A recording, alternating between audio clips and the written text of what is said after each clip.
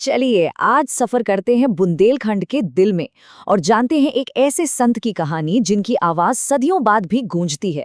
जी, हम बात कर रहे हैं लोक संत जोड़ीराम जी की। और आज हम उनके जीवन और उनकी विरासत को थोड़ा करीब से समझने की कोशिश करेंगे।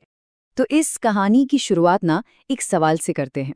सोचिए, बुंदेलखंड का एक छोटा सा गांव है, बरखेरा कलार। वहां नीम के पेड़ के नीचे एक बिल्कुल साधारण सा पत्थर का चबूतरा है।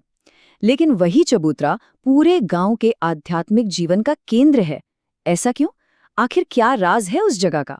वो जगह है लोक संत जोड़ीराम जी का पवित्र आसन, जिसे लोग प्यार और श्रद्धा से सिद्ध बाबा का चबूतरा कहते हैं। जोड़ीराम जी जो 19वीं सदी के एक महान संत, कवि और समाज सुधारक थे। और बस यही चबूतरा हमारी कहानी का वो धागा है जहां से हम उस महान शख्सियत को जानना शुरू करेंगे। तो सवाल उठता है कि आखिर कौन थे संत जोड़ीराम जी, जिनकी मौजूदगी आज भी इतनी शिद्दत से महसूस की जाती है। चलिए पर्दा उठाते हैं इस बुनकर संत के जीवन से। अच्छा, तो सबसे पहले थोड़ा टाइम में पीछे चलते हैं और उनके दौर को समझते हैं। संत जोड़ीराम जी का जन्म माना जाता है कि 1790 के आसपास बुंदेलखंड के उसी बरखेरा कलार गांव में हुआ था। ये वो समय था जब भारत में बड़े सामाजिक और राजनीतिक बदलाव हो रहे थे। उन्होंने अपना जीवन लिखने पढ़ने और अपनी सीख देने में बिताया।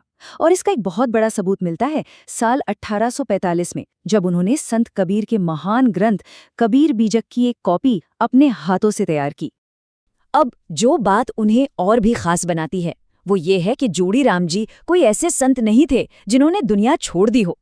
देखिए, आमतौर पर संत बनने के दो रास्ते समझे जाते हैं। एक है सन्यासी का, जो परिवार समाज सब कुछ त्याग कर साधना में लीन हो जाता है। और दूसरा रास्ता है गृहस्थ संत का, जो समाज के बीच रहकर ही आध्यात्मिकता को जीता है। संत जोड़ीराम जी इसी दूसरे रास्ते पर चले।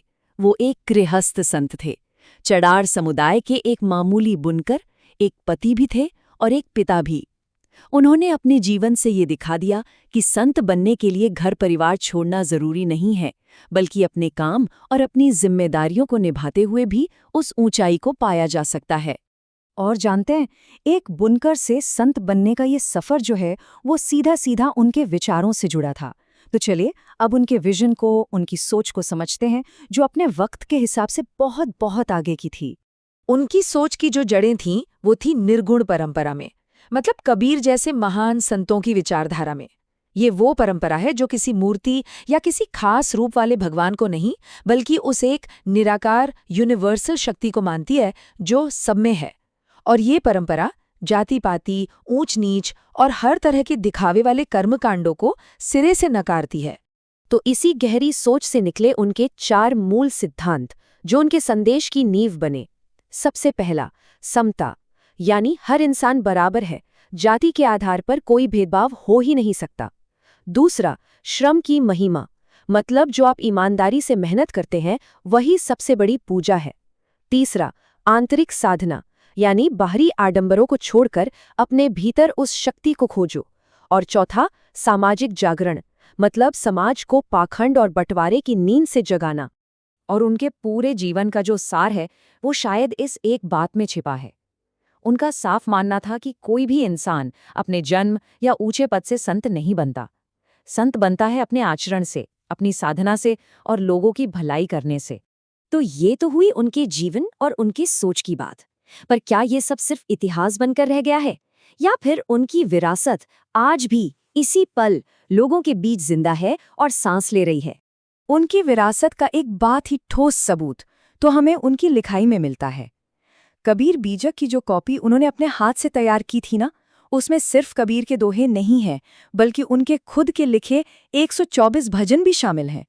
ये भजन उनकी बुद्धिमानी और उनकी काव्य कला का जीता जागता प्रमाण है। लेकिन असली विरासत तो पन्नों में नहीं, लोगों के दिलों में बसती है, उनके रिवाजों में जिंदा है। याद है वो चबूतरा जहां से हमने कहानी शुरू की थी? वो आज भी उस गांव का धड़कता हुआ दिल है। गांव में कोई भी अच्छा काम हो, चाहे शादी हो, कोई त्योहार हो या कोई और बड़ा आयोजन, सबसे पहला न्योता, सबसे पहली दावत संत जोड़ीराम जी को दी जाती है। लोग उस चबूतरे पर जाते हैं, पूजा करते हैं, उनका आशीर्वाद मांगते हैं और उसके बाद ही कोई जश्न शुरू होता है। ये एक ऐसी परंपरा है जो आज तक टूटी नहीं है।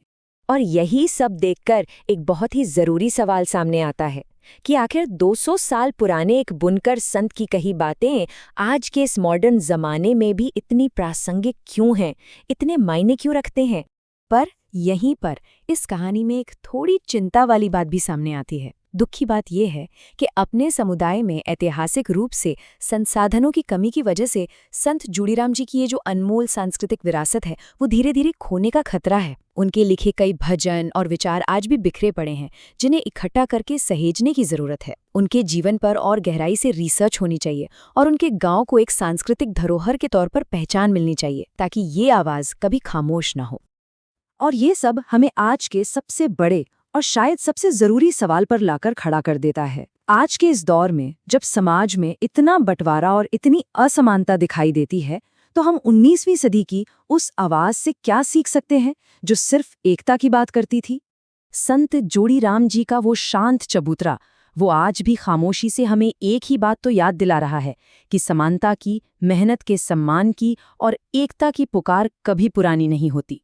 उनकी जिंदगी हमें ये सिखाती है कि दुनिया को बदलने वाली सबसे ताकतवर आवाजें अक्सर बड़े बड़े महलों या आलीशान मठों से नहीं, बल्कि समाज के बीच से, हम जैसे आम लोगों के दिलों से ही निकलती हैं।